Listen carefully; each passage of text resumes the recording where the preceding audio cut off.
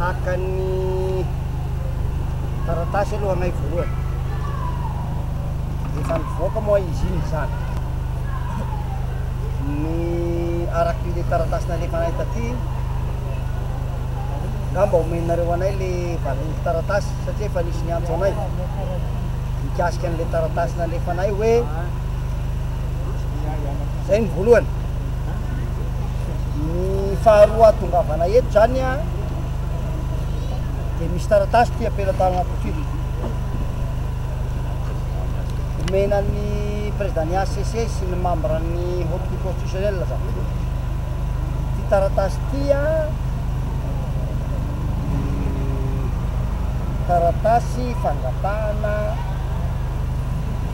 ny report ny fifidianana zay zany a ity taratasy ty a aterina eto de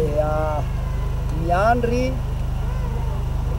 hazavaina tsotsotra fotsiny hoe ina aby le atao anatin'le taratasy atony angatahana ny report ny élection a misy lafiny maro. Ny voalohany aloha de hoe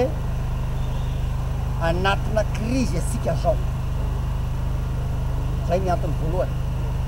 na de oa zany fifaragna ny mandany filohan'ny république de anatina crise asika crise ty nefa zany a miverimberina anisan'ny napisy crise miverimberina teto ny fifidianana tsy voamana tsara ka zao fifidianana zao zany a de azo atoka fa tsy hiteraka vokatsao ny firenena raha ny tantara efa nisy zany a zay ny antony satria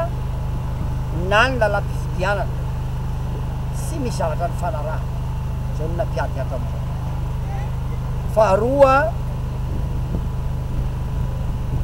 dia ny fahavaratra ny andro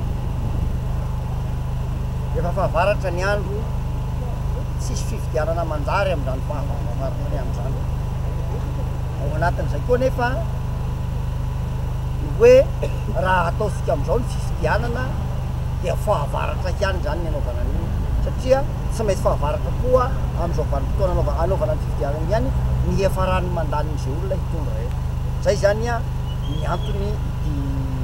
ty taratasy ty PDB zany a ny zavatra ao anatiny ty moa zany tsy zavatra ho secret fa ampahalalana ny rehetrarehetra zany a ty taratasy ty